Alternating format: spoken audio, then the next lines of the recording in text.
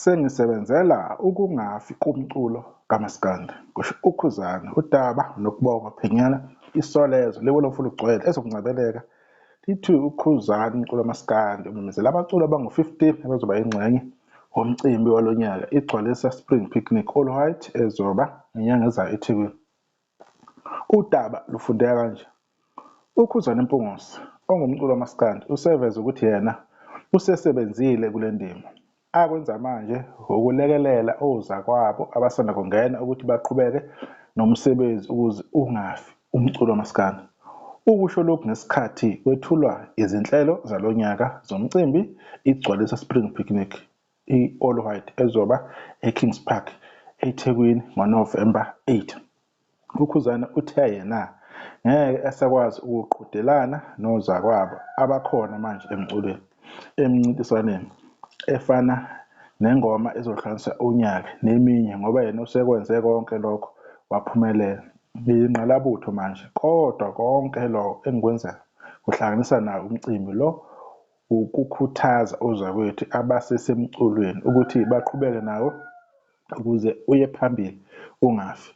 Ngakho nakulo nyaka senza umcimbi ngenhloso yokubanika ithuba lokuqhakambisa umculo wabo futhi kuvuleka namathuba ahlukene kubona ukuze bafeze amaphupho abo, kusho uKhuzani. Ukhuthaze ozakwabo abebekhona ukuthi bangalingi bajahe impumelelo njengoba yena yize ayesaziwe emculweni, kodwa waqhubeka waba ngunogada kwenye izikhampani eGoli. Hlalani lapho uNkulunkulu anibeke khona manje liyofika usuku lapho eyoniphakamisa khona, nifike lapho nifisa khona. Musalani ukujaha, umcimbi walonyaka uzoba mkhulu kakhulu. Siyababongela bonke oMaskandi abangu-15 abazoshiyana inkundla, kodwa bengifisa ukuthi bafinyele ku-20. Ngisazoxoxa noNxamalala ukuthi singabafaka kanjani abanye uma kwenzeka, kusho uKhuzani.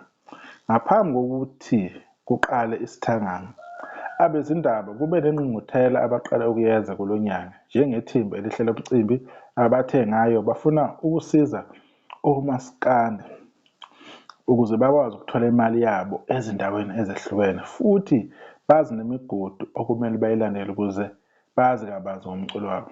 Kubaculi bakaMaskandi abazoba yingxenye yomcimbi walonyaka kubalwa uOfalabo, uMenzi, Navigator, uMafikizolo, uGajeni nabanye. Izolo uNaledi Aphiwe ube umculi wokuqala omenyezele kwabeminye imikhakha abazoba ingxenye yalo mcimbi. Amathikithi athe asatholakala eTicket Pro, Ticket nakweSpar.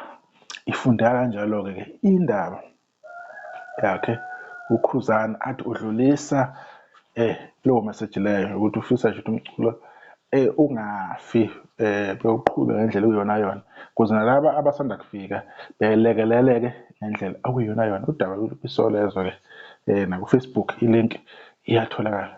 Bekuyilokho nje ngani kwethu ukudlulisa udaba lolo umcimbi kusagcizelelwa wona ukuthi uzoba ngazo i-8 zikaNovemba 2025 laphana eThekwini, bathi eKings Park.